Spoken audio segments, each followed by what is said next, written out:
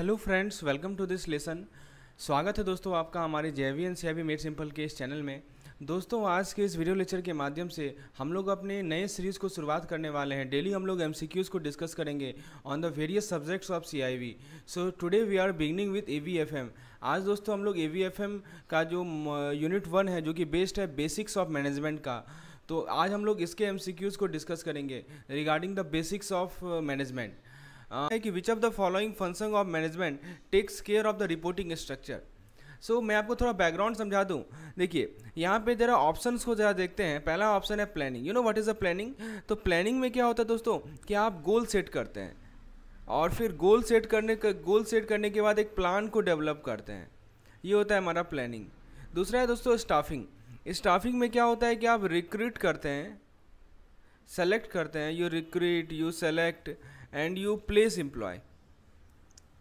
Organising में क्या होता है दोस्तों कि आप एक स्ट्रक्चर क्रिएट करते हैं, ठीक है। You create a structure and you assign task to the employ. और डायरेक्टिंग में क्या होता है कि आप कम्युनिकेट करते हैं एम्प्लॉय के साथ, you communicate with the employ. So in nutshell I have told you, I have given you the description in nutshell. यहाँ पे क्वेश्चन में ये पूछा जा रहा है कि reporting structure. Now see this part, this is the point that is reporting structure. Okay, so what is the meaning of this reporting structure? So this is a part of organizing function of management. Reporting structure is a part of organizing function of management. तो reporting structure एक तरीका है जिससे employ को एक साथ group किया जाता है और उसे मैनेजर को असाइन किया जाता है। तो रिपोर्टिंग स्ट्रक्चर डिफाइन करता है कि कौन किसे रिपोर्ट करेगा, who will report to whom, ठीक है, कौन किसे रिपोर्ट करेगा। ये होता है रिपोर्टिंग स्ट्रक्चर। और किस काम के लिए, किसकी क्या रिस्पॉन्सिबिलिटी है। तो कहने का मतलब कि reporting structure is a part of organizing, right. Option number C is correct. बाकी जो ऑप्शन है वो गलत है। प्लानिंग को कोई रिपोर्टिंग स्ट्रक्चर से मतलब नहीं होता है। स्टाफिंग में आप रिक्रूट करते हैं, सेलेक्ट करते हैं, प्लेस करते हैं। डायरेक्टिंग में दोस्तों आप कम्युनिकेट करते हैं एम्प्लॉय के साथ और उन्हें फीडबैक प्रोवाइड करते हैं, ठीक है। तो ये चीज़ है। तो रिपोर्टिंग का जहाँ तक बात है तो please remember reporting is structure is a part of our staffing. Option number B is correct. So hopefully you have understood this particular question. Now let's come to the question number 2. Question number 2 आपके screen पर है। Question में पूछा जा रहा है इनमें से कौन सा स्कूल ऑफ मैनेजमेंट जो है जो कि फोकस करता है किस पे, मोटिवेशन पे। तो आपको ये स्कूल ऑफ मैनेजमेंट से गो थ्रू होना पड़ेगा, which I have clearly explain in all my videos. So now let's see this question. Options है quantitative school, neo classical school, system school and contingency school of management. So let me talk about all this school of management in nutshell. See management जो है ये focus करता है mathematical model. It focus on mathematical model, okay. किस चीज़ के लिए, for what? So it focus on mathematical model. Quantitative school. Now let's talk about new classical school. तो फ्रेंड्स न्यू क्लासिकल से पहले हम लोग सिस्टम स्कूल की बात करते हैं। तो सिस्टम स्कूल दोस्तों it focus on organisation as a system. It focus on organisation as a system. And this contingency school of management focus on the idea that there is no one best way to manage, no one best way to manage, but that the best approach depend on situation। मतलब contingency model को का कहना है कि जो best approach होता neo classical school of model है, इसे हम लोग ह्यूमन रिसोर्स का दूसरा नाम याद रखिएगा, इसका दूसरा नाम है ह्यूमन रिलेशन स्कूल, ठीक है। तो ये फोकस करता है human element in the organisation. It focus on human element, इसीलिए दूसरा नाम है इसका human relation. So it focus on human element in the organisation. तो ये जो स्कूल ऑफ थॉट है ये एम्फसाइज करता है कि कितना जरूरी है मोटिवेशन का होना, लीडरशिप का होना और ग्रुप डायनेमिक का होना, राइट। सो ये है हमारा new classical school. So please remember that the correct answer to this particular question is option number B, that is new classical school. It focus on human elements. और दोस्तों इसके कुछ की कंट्रीब्यूटर के बारे में भी जान लीजिए क्योंकि सवाल इससे ही बन सकता है, जैसे एल्टन मायो, ठीक है। सो please remember some key contributor of this new classical theory like Elton Mayo, okay, Douglas McGregor and Abraham Maslow, ठीक है। तो माओ का जो हैथन स्टडी है जो कि कंडक्ट किया गया था 1920s और 1930 में, जो कि कहता है सोशल फैक्टर, जैसे ग्रुप कोहेसिवनेस, फिर मैग्रीगर का थ्योरी एक्स था, थ्योरी वाई था, जो कि डेवलप किया गया 1950 में, ठीक है। तो ये जो new classical theory of school of management है, इसका सिग्निफिकेंट इंपैक्ट पड़ता है किस तरह से ऑर्गेनाइजेशन को आज के समय में मैनेज किया जा रहा है। इसका फोकस है मोटिवेशन पे, लीडरशिप पे और ग्रुप डायनेमिक पे, जिससे आप प्रोडक्टिव और सेटिस्फाइंग वर्क एनवायरनमेंट को क्रिएट कर सकते हैं। Okay, now let's come to the next question, question number 3। Question number 3 आपके स्क्रीन पर है। इसमें पूछा जा रहा है कि इनमें से कौन सा स्टेटमेंट सही है, इनमें से कौन सा कथन सही है। So the question is option A, the workforce should be given any target और स्लोगन और exhorted to achieve production level without devising new method.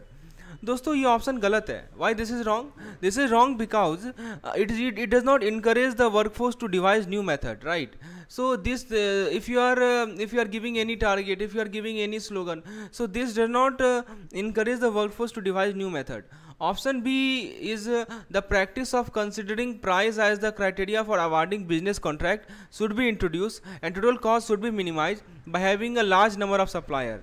So friends, option B is also incorrect because it does not focus on quality improvement. See, quality improvement is also one part, right? And in this case यहाँ पे दोस्तों कोई quality improvement नहीं हो रहा है, right? Next part is fixing arbitrary production quotas for the workforce and for the workforce and numerical target for the management should be used as decided by the manager. So let me move to the next slide. So fixing arbitrary production quotas for the workforce and numerical target for the management should be used as decided by the manager. So friends, यहाँ भी बताया जा रहा है, ये भी option incorrect है, क्योंकि ये जो है हमारा जो प्राइड ऑफ वर्कमैनशिप है, इस पे बैरियर को रिमूव नहीं करता है, because it does not remove the barrier on the pride of workmanship. Okay, and the last part is the barrier to the pride of workmanship as well as the annual rating of merit system should be removed with emphasis on improvement in quality. Friends, this option is correct because it emphasizes the quality improvement. You can see it is written improvement in the quality. So it emphasizes the quality aspect and this term pride of the workmanship. So the pride of the workmanship is the sense of satisfaction that comes from doing a job well. आप यदि किसी काम को सही तरीके से करते हैं, राइट, तो आपको एक प्राइड होता है वर्कमैनशिप का. जब भी कोई एम्प्लॉय अपने काम में प्राइड फील करते हैं तो दोस्तों वो ज़्यादा मोटिवेटेड होंगे अपने स्किल को इम्प्रूवमेंट के लिए और हाई क्वालिटी प्रोडक्ट को प्रोड्यूस करने में. तो ये जो हमारा एनुअल रेटिंग और मेरिट सिस्टम है, यहाँ देख सकते हैं आप लिखा हुआ है एनुअल रेटिंग या मेरिट सिस्टम. सो बेसिकली ये जो है एक कॉम्पिटिशन का सेंस क्रिएट करता है. It create a sense of competition among the employee, right. जिस कारण से दोस्तों गेम प्लेइंग, जिस कारण से गेम प्लेइंग होगा और दोस्तों इसका फोकस होता है क्वांटिटी पे रादर देन. स्टडी मटेरियल की तलाश में है जिसमें आप सभी प्रकार के क्वेश्चंस को प्रैक्टिस कर पाएं, वो भी क्विज के फॉर्मेट में, ऑनलाइन टेस्ट के फॉर्मेट में. तो दोस्तों आपके लिए मैं लेकर आया हूँ एक्सटेंसिव मॉक टेस्ट प्लान. ये मॉक टेस्ट प्लान सभी सब्जेक्ट्स, CIB सब्जेक्ट्स के लिए अवेलेबल है. इसमें दोस्तों आपको क्या क्या मिलता है मैं आपको थोड़ा सा जानकारी दे देता हूँ. सबसे पहले आपको इसके अंदर डेली क्विजेज मिलते हैं, weekly unit wise mock test मिलते हैं, monthly module wise mock test मिलते हैं, फुल लेंथ मॉक टेस्ट मिलता है. यानी दोस्तों 200 से ज़्यादा क्विजेज का सेट है. डेली क्विज यानी प्रत्येक दिन आपको 2 क्विज मिलेगा. प्रत्येक क्विज में 15 क्वेश्चन होंगे. प्रत्येक क्वेश्चन का प्रॉपर एक्सप्लेनेशन होगा. 20 मिनट आपको समय दिया जाएगा. वो टॉपिक मैं आपको डेली बता दूंगा कि इस टॉपिक आपको पढ़ना है और आपको टेस्ट देना है. Weekly unit wise mock test 50 question का सेट होता है जो कि वीकली कंडक्ट होता है. इसके अंदर दोस्तों आपको जो सप्ताह में आपने टॉपिक कवर किया है उससे रिलेटेड क्वेश्चन होते हैं. इसके अंदर केस स्टडी भी इंक्लूडेड है. प्रत्येक क्वेश्चन का प्रॉपर सॉल्यूशन मिलेगा, वीडियो सॉल्यूशन भी साथ मिलेगा. Monthly wise module wise mock test में जैसे मॉड्यूल कंप्लीट होता है तो हम एक मॉक टेस्ट लेते हैं जिसमें 100 क्वेश्चन होते हैं. और फुल लेंथ मॉक टेस्ट में जैसे हमारा पूरा सिलेबस कंप्लीट होता है तो हम लोग 4 फुल लेंथ मॉक टेस्ट लेंगे. तो फ्रेंड्स इसका कॉस्ट रखा गया है रुपये. Question number 4. क्वेश्चन नंबर 4 आपके स्क्रीन पर है. पूछा जा रहा है कि लर्निंग ऑर्गेनाइजेशन क्यों जरूरी है. पहला ऑप्शन कर रहा है कि ये जो है ऑर्गेनाइजेशन को कॉस्ट कंट्रोलिंग में हेल्प करता है. This is incorrect. क्यों? क्योंकि दोस्तों लर्निंग ऑर्गेनाइजेशन एक ऑर्गेनाइजेशन को कॉस्ट कंट्रोल में हेल्प नहीं करता. Learning organisation does not necessarily help organisation to control it cost. Okay, so option number A is incorrect. Now let's see the option number B. दोस्तों option number B को जरा देखते हैं. इसमें पूछा जा रहा है, इसमें ऑप्शन है it makes the employee the best in the industry, right. तो ये इसमें कहा जा रहा है कि ये जो है हमारा लर्निंग ऑर्गेनाइजेशन ये एम्प्लॉय को इंडस्ट्री में बेस्ट बनाता है. It makes the employee best in the industry. बताइए क्या ये सही है? दोस्तों ये भी गलत है क्योंकि लर्निंग ऑर्गेनाइजेशन के किसी एम्प्लॉय को इंडस्ट्री में बेस्ट नहीं बनाता है, right? So it did not necessarily make the employee best in the industry. So that's why option number B is also incorrect. Okay, so option C को जरा देखते हैं. इसमें कहा जा रहा है कि it helps manager to impose their view on their subordinate. So friend, this option number C is also incorrect because learning organisation manager को हेल्प नहीं करता है कि वो अपने व्यूज अपने सबऑर्डिनेट पे इम्पोज करे. So this is also incorrect. Option D को देखते हैं. ये कह रहा है कि it increases the effectiveness and efficiency of the organisation, यानी ये हमारे ऑर्गेनाइजेशन की इफेक्टिवनेस और एफिशिएंसी को बढ़ाता है. तो दिस इज करेक्ट, क्योंकि लर्निंग ऑर्गेनाइजेशन एक ऑर्गेनाइजेशन होता है जो कि कॉन्स्टेंटली लर्न कर रहा है, अडेप्ट कर रहा है. इसका मतलब कि ऑर्गेनाइजेशन कॉन्स्टेंटली अपने प्रोसेसेस को इम्प्रूव कर रहे हैं, right? Organisation are constantly improving it processes, okay, and product. Organisation are continuously increasing it processes, product and services, right? So this can lead to increase effectiveness and efficiency. तो basically learning organisation होने का बहुत सारा benefit है, जैसे कि आपका employee satisfaction बढ़ेगा, it will improve the product quality, it will reduce the cost, it will increase the customer satisfaction, it will increase innovation, it will enhance competitive advantage. So there are many benefits of having a learning organisation. Now let's come to the question number 5. Question number 5 is digital gap can give rise to. So digital gap के कारण क्या हो सकता है? तो option को जरा देखते हैं. Technological innovation. सी, देखिए ऑप्शन ये गलत इसलिए है क्योंकि टेक्नोलॉजिकल इनोवेशन जो है तब भी हो सकता है जब डिजिटल गैप ना हो, राइट? सो दिस ऐसा नहीं कर सकते कि टेक्नोलॉजिकल इनोवेशन तभी होगा जब डिजिटल गैप होगा. So it can happen also when there is no digital gap, which we are talking about this technological development, right? So technological innovation. So option number A, that's why it is incorrect. Now let's see the question. Option number B we will see later. Option C is higher profit. So देखिए higher profit कहा जा रहा है, तो higher profit कोई जरूरी नहीं है कि डिजिटल गैप के कारण हो. इम्प्रूव्ड ऑपरेशन, तो ये भी कोई जरूरी नहीं है कि ये डिजिटल गैप नहीं भी होगा तभी ऑपरेशन इंप्रूव हो सकता है. लेकिन इस क्वेश्चन के कॉन्टेक्स्ट में ऑप्शन नंबर बी करेक्ट है, क्योंकि डिजिटल गैप का मतलब होता है कि आप ये समझिए what is the meaning of this digital gap. It refers to the disparity in access to digital technology. So it refers to disparity in access of digital technology, ठीक है. It refers to the disparity in the access of digital technology between different groups of people. So this disparity, it can leads to inequality in terms of education,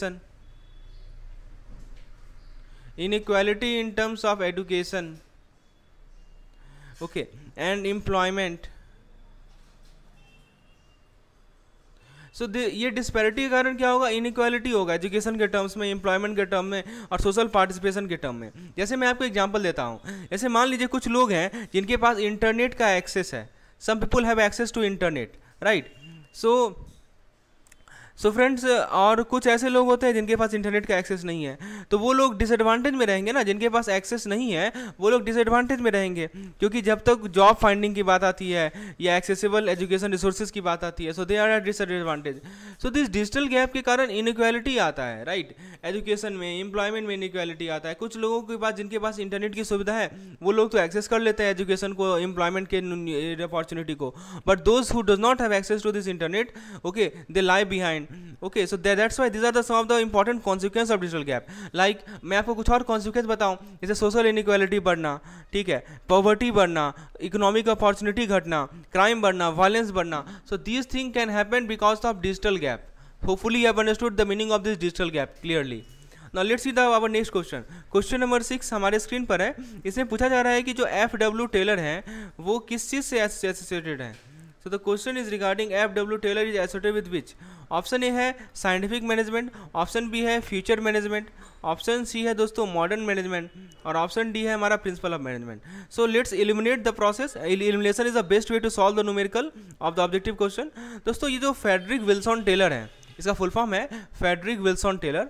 तो इनके बारे में मैं आपको बताऊं, basically ये एक अमेरिकन मैकेनिकल इंजीनियर है जिनको कंसीडर किया जाता है father of. So he is considered the father of scientific management. You know what is the meaning of this scientific management? Basically, scientific management is a theory of management that emphasizes the systematic study of work method and establishment of scientific standard of performance.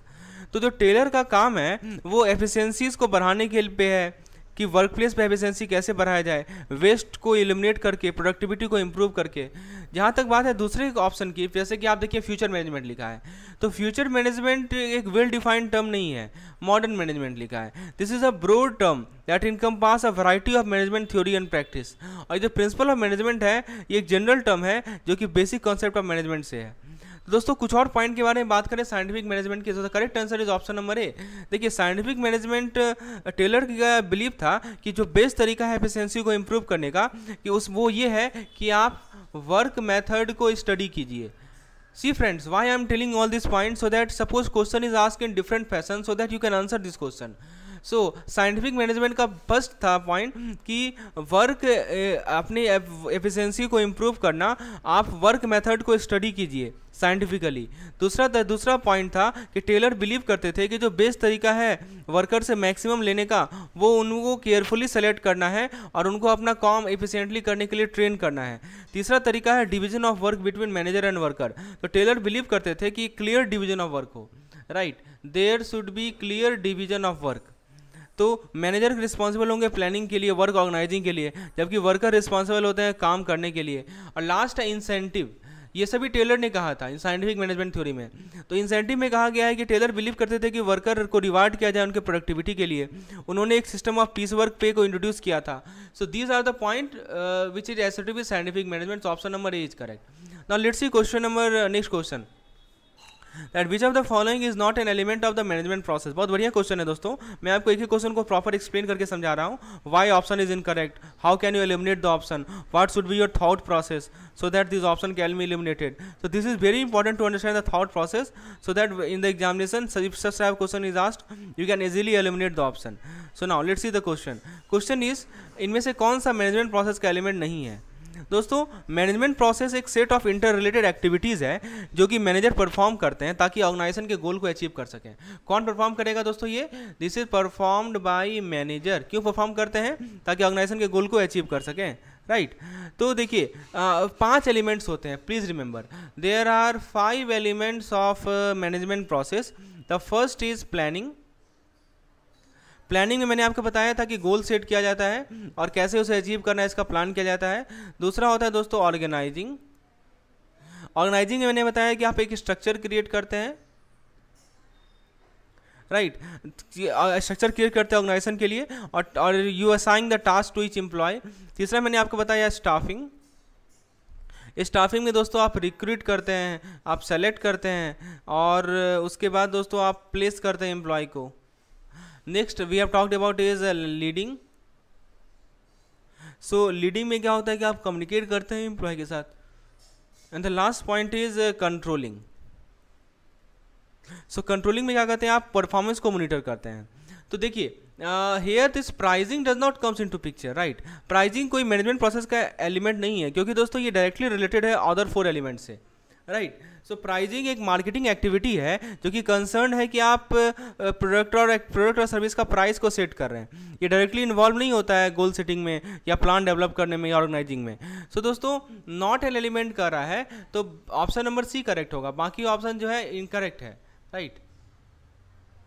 चलिए आगे देखते हैं। So friends next question is, it is also known as planning. Planning किसे कहा जाता है? तो option A है कि किसी मैनेजर का जो लास्ट फंक्शन है वो प्लानिंग होता है। बहुत बढ़िया क्वेश्चन है, बताइए प्लानिंग किसे कहा जाता है? किसी मैनेजर का लास्ट फंक्शन को प्लानिंग कहते हैं हम लोग। ऑप्शन भी कह रहा है कि जो मैनेजर का पहला प्राइमरी फंक्शन होता है उससे प्लानिंग कहते हैं। ऑप्शन सी कर रहा है दोस्तों वो दोनों, ए और बी दोनों होगा सही। और ऑप्शन डी आप यहाँ कर रहा है कि इनमें से कोई सही नहीं है। बताइए क्या सही जवाब है इसका? देखिए सही जवाब है इसका कि it is a primary first function. तो प्लानिंग दोस्तों मैनेजमेंट का फंक्शन है। क्यों why it is function of management? Because it is a foundation for all other function.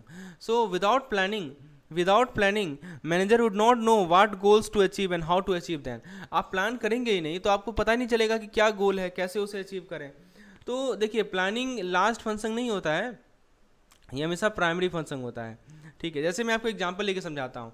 जैसे मान लीजिए कि कोई क्राइसिस सिचुएशन है, राइट। सो मैनेजमेंट जो है करेक्टिव एक्शन ले पाएंगे, लेकिन क्राइसिस सिचुएशन में, ठीक है, मैनेजमेंट का प्राइमरी फंक्शन यही होता है कि वो करेक्टिव एक्शन लें, लेकिन ऐसे सिचुएशन में भी प्लानिंग बहुत ज़रूरी है लॉन्ग टर्म रिकवरी के लिए, ठीक है। तो प्लानिंग डायरेक्शन प्रोवाइड करता है, प्लानिंग अनसर्टेनिटी को रिड्यूस करता है, प्लानिंग कोऑर्डिनेशन को इंश्योर करता है। तो these are the some of the positive effect of planning. Now let's see our next question. So organisation does not include, organisation के अंदर क्या इंक्लूडेड नहीं है? You know what is organisation? Tell me, what is organizing?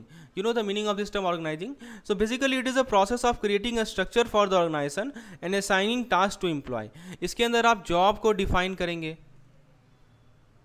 इसके अंदर आप job को grouping करेंगे, you define the job, you group the job and you establish reporting relationship. मैंने आपको बताया था ना पहला क्वेश्चन में रिपोर्टिंग रिलेशनशिप। तो आप जॉब डिफाइन किया, आपने जॉब ग्रुप किया, आपने रिपोर्टिंग रिलेशनशिप को एस्टैब्लिश किया। तो ऑर्गेनाइजिंग के अंदर कोई देखिए by whom will be done, when will be done, what will be done, ये सब सवाल है। So these are the parts which are included under the organising process. So question में पूछा जा रहा है कि ऑर्गेनाइजिंग क्या इंक्लूडेड नहीं होता है, ऑर्गेनाइजिंग के अंदर क्या इंक्लूडेड नहीं होता है, this is the question. So friends, organising के अंदर ये स्पेसिफाई करना जरूरी नहीं होता है कि कैसे टास्क को परफॉर्म करेंगे। Organising does not need specifying how task will be perform. Okay, so how task, ये रिस्पॉन्सिबिलिटी है डायरेक्टिंग का। देखिए यहाँ लिखा है ना how will be done, so this is the part of directing, this is not the part of organising, ठीक है। देखिए other option by whom will be done, by whom will be done, when will be done, what will be done, so these all are aspect of the organizing. So let me talk about some more step involved in organizing so that this concept become more clear. So the first thing in the organizing is you define the job. आप क्या करते हैं दोस्तों, job को define करते हैं, यानी आप टास्क को आइडेंटिफाई करेंगे जो कि परफॉर्म करना है और स्किल और नॉलेज जो कि उसको परफॉर्म करने के लिए रिक्वायरमेंट है। What you do in organising, you identify the task that need to be performed and the skill and knowledge required to perform the job. The second aspect of organizing is grouping job together. You just group it. What does it mean? इसके अंदर आप similar या related job को group करते हैं एक साथ ताकि डिपार्टमेंट या डिवीजन को फॉर्म कर सकें। So in this case what you do, you just it involves grouping similar और related job together to form department और division. The last you do is establishing reporting relationship.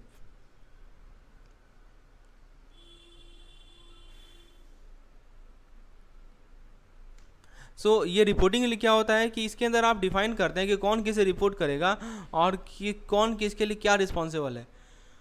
तो friends, what will be done, when will be done, by whom will be done, ठीक है, ये तो सही है हमारा, लेकिन how will be done, this is not a part of organising.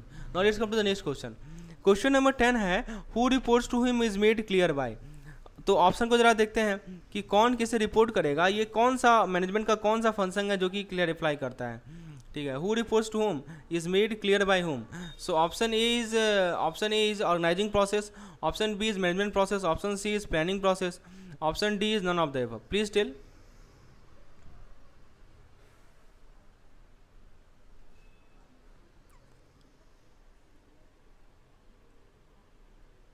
So friends, correct answer is option A organising process. So देखिए organising process एक प्रोसेस होता है कि आप एक स्ट्रक्चर को क्रिएट करते हैं, right. What you do in organizing process, you create a structure. Okay, organisation के लिए स्ट्रक्चर क्रिएट करते हैं और एम्प्लॉय को टास्क असाइन करते हैं। इसके अंदर मैंने अभी आपको बताया था पिछले स्लाइड में भी कि जॉब को डिफाइन करना, ठीक है, आप जॉब को ग्रुप करते हैं और फाइनली क्या करते हैं, रिपोर्टिंग रिलेशनशिप को इस्टेब्लिश करते हैं। सो बेसिकली ये जो हमारा इसके अंदर आप ये रिपोर्टिंग रिलेशनशिप जो है लाइन ऑफ अथॉरिटी होता है। ये जो रिपोर्टिंग रिलेशनशिप है ना, what is this, this is line of authority. Reporting relationship ही क्या होता है दोस्तों, हमारा लाइन ऑफ अथॉरिटी होता है जो कि ऑर्गेनाइजेशन के एक लेवल से दूसरे लेवल तक एक्सटेंड होता है। तो बाकी जो ऑप्शन है management process, planning process, this are incorrect. Okay, management process एक ब्रॉडर टर्म है, इसके अंदर सारा का सारा मैनेजमेंट का फंक्शन आता है, ऑर्गेनाइजिंग भी इंक्लूडेड है। दोस्तों प्लानिंग प्रोसेस जो है we have discuss in the last slide. Basically planning process के अंदर आप गोल सेट करते हैं, डेवलप करते हैं उन्हें। तो ऑर्गेनाइजिंग में कुछ और स्टेप है, आप जॉब को डिफाइन करें, आप जॉब को ग्रुप करें एक साथ, आप रिपोर्टिंग रिलेशनशिप को इस्टेब्लिश करें, you establish the reporting relationship. Next question, organizing is a process of dash and dash activities of enterprise. So this is the question. Option A is defining and grouping. Option B is allocating and defining. Option C is establishing relationship and grouping. Option D is define and allocating. So please tell what is organizing. Organizing किसी का process होता है। तो दोस्तों आप organising में मैंने आपको पहले भी बताया कि ऑर्गेनाइजिंग में आप एक स्ट्रक्चर को क्रिएट करते हैं। We have just talk now that in the case of organising what you do, you just create a structure और असाइन करते हैं एम्प्लॉय को टास्क। तो इसके अंदर जॉब को डिफाइन करना, ग्रुप करना जॉब को, रिपोर्टिंग स्ट्रक्चर को इस्टेब्लिश करना, ये सभी आते हैं। तो ये दोस्तों ऑर्गेनाइजिंग का 2 की एस्पेक्ट होता है। मैंने आपको फिर से रिकॉल करा दूं ऑर्गेनाइजिंग का 2 की एस्पेक्ट क्या होता है। What are the 2 key aspect of organising, let me recall you once more. See the first aspect is defining. So इसके अंदर क्या होता है कि आप टास्क को आइडेंटिफाई करते हैं जो कि परफॉर्म किया जाना है, जो भी परफॉर्म किया जाएगा, और क्या स्किल चाहिए, क्या नॉलेज चाहिए। और दूसरा है ग्रुपिंग। सो ग्रुपिंग के अंदर आप क्या करते हैं कि सिमिलर या रिलेटेड जॉब को ग्रुप करते हैं ताकि आप डिपार्टमेंट या डिवीजन को फॉर्म कर सकें। So friends see defining and grouping, this is the correct answer. Allocating and defining wrong, establishing relationship and grouping wrong, defining and allocating wrong. So please remember organizing में सबसे पहले आता है defining, उसके बाद ग्रुप करते हैं और उसके बाद रिपोर्टिंग स्ट्रक्चर होता है, राइट। चलिए आगे देखते हैं, क्वेश्चन नंबर 12 पे आते हैं। क्वेश्चन नंबर 12 है कि organizing include which of the following. तो बताइए ऑर्गेनाइजिंग के अंदर क्या क्या चीज़ इंक्लूडेड होता है, tell me what are the things that are included under organizing. So the first option is task management, the second option is reporting structure, the third option is co-masking, co-making, and last option is all the above. So friends tell me what are the things which are included under organizing.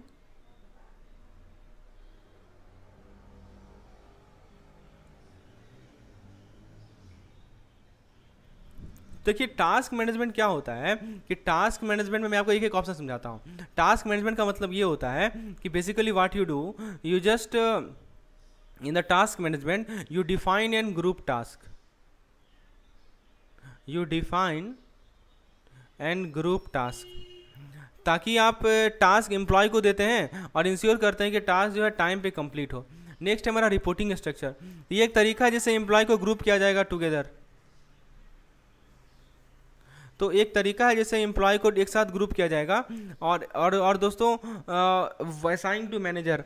और फिर next है हमारा coordination या को making जिसे कहते हैं। तो ये एक प्रोसेस है इंश्योर करने का कि जो अलग अलग डिपार्टमेंट का एक्टिविटीज़ है या डिवीजन का एक्टिविटीज़ है वो अलाइंग हो और सेम गोल के प्रति काम करे। दोस्तों ये जो जितना भी एलिमेंट्स है ये ज़रूरी है ऑर्गेनाइजिंग फंक्शन के लिए, राइट।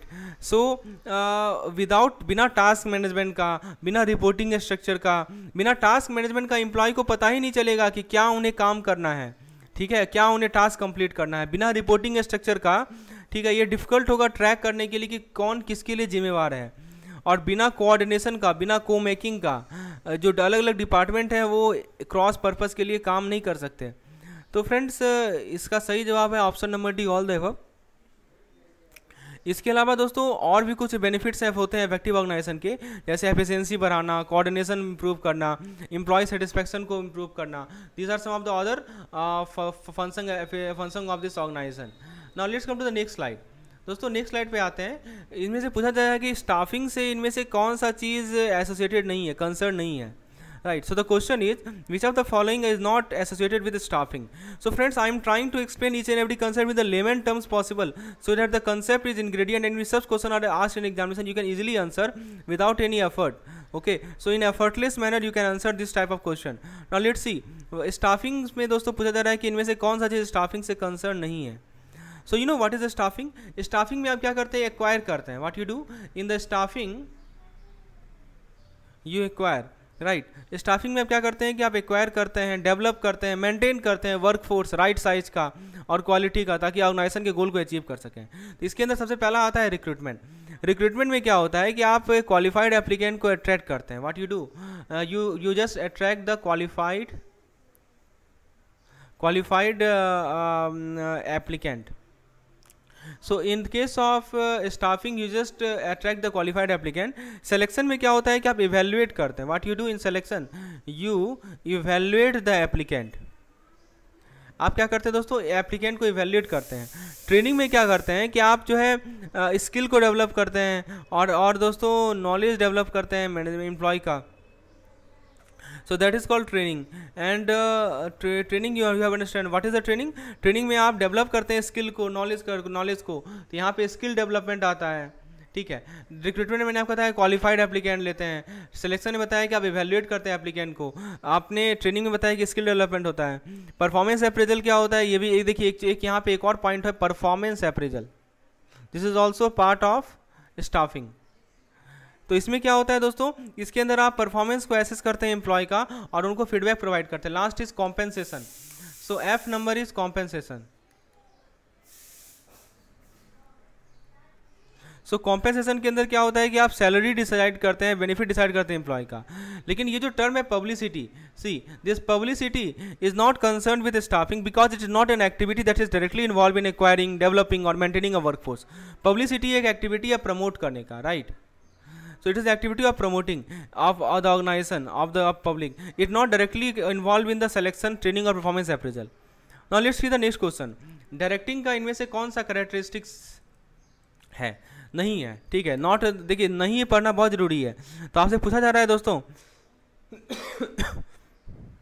कि डायरेक्टिंग का इनमें से कौन सा कैरेक्टरिस्टिक्स नहीं है, बताइए डायरेक्टिंग का कौन सा कैरेक्टरिस्टिक नहीं है।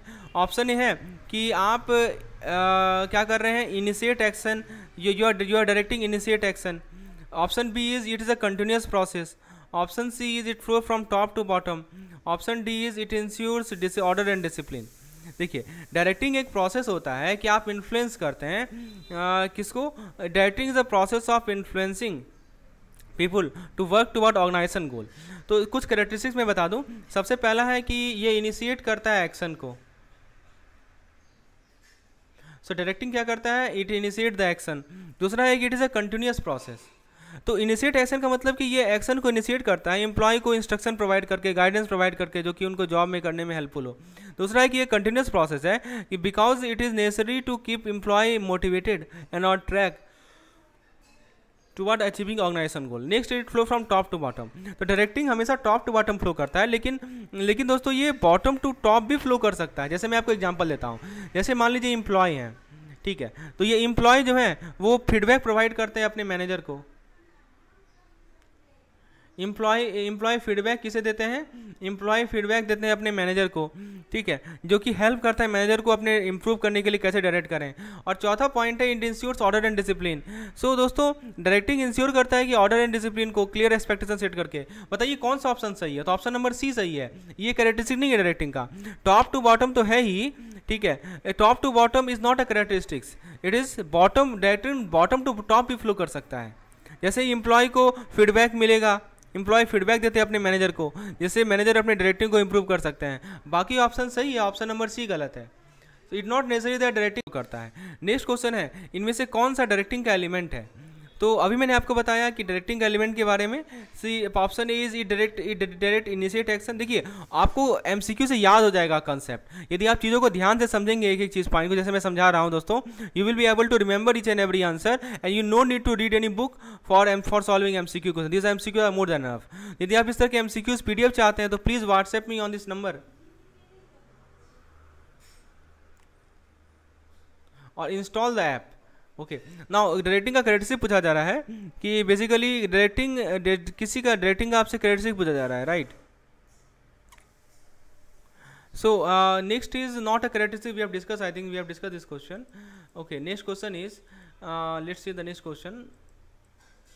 ओके, एलिमेंट्स ऑफ डायरेक्टिंग, या सो देखिए एलिमेंट पूछा जा रहा है। तो एलिमेंट में दोस्तों सबसे पहले आता है सुपरविजन। सुपरविजन में क्या होता है कि आप ओवरसी करते हैं, what you do, you oversee, right, you oversee and direct the worker और वर्क ऑफ द एम्प्लॉय। इसके अंदर इंस्ट्रक्शन देना, गाइडेंस प्रोवाइड करना और रिजॉल्व करना प्रॉब्लम को। मोटिवेशन में क्या होता है दोस्तों, आप इन्फ्लुएंस करते हैं लोगों को कि वो डिजायर्ड वे में बिहेव करें, influence to behave in a desired way. Next is leadership. Leadership पे क्या होता है कि आप इन्फ्लुएंस करते हैं लोगों की कि वो कॉमन गोल के प्रति काम करें। So you influence the people to their so that they work toward a common goal.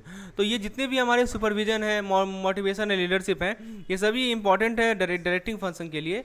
Okay, and क्योंकि बिना सुपरविजन का एम्प्लॉय ये समझ ही नहीं पाएंगे कि क्या करना है, कैसे करना है। बिना मोटिवेशन का एम्प्लॉय जो है इंस्पायर नहीं होंगे अपने बेस्ट काम को बेस्ट करने के लिए, एंड बिना लीडरशिप का एम्प्लॉय दोस्तों इंस्पायर नहीं होंगे कि वो कॉमन गोल के प्रति काम करें। तो ये सभी बेनिफिट्स हैं, एलिमेंट्स है डायरेक्टिंग का। तो option number D is correct, all the above. इससे प्रोडक्टिविटी बढ़ता है, क्वालिटी बढ़ता है, एम्प्लॉय का सेटिस्फैक्शन बढ़ता है। किससे दोस्तों? डायरेक्टिंग से। तो प्रॉपर डायरेक्शन होने से all this are the advantage of having a proper director.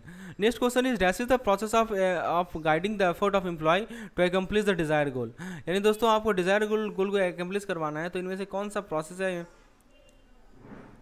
Guiding effort? Option को देखते हैं जरा। Supervising, directing, controlling, motivating. देखिए डायरेक्टिंग इसके साथ चलो डायरेक्टिंग कहते हैं दोस्तों, this is called directing. So directing एक प्रोसेस है कि आप एम्प्लॉय के एफर्ट को गाइड करते हैं ताकि वो एकम्प्लिश कर सके डिजायर गोल को। ठीक है, तो कुछ और की एस्पेक्ट है डायरेक्टिंग का, जैसे इंस्पायर करना एम्प्लॉय को, जैसे दोस्तों आप गाइडेंस प्रोवाइड करते हैं। This are the key aspect.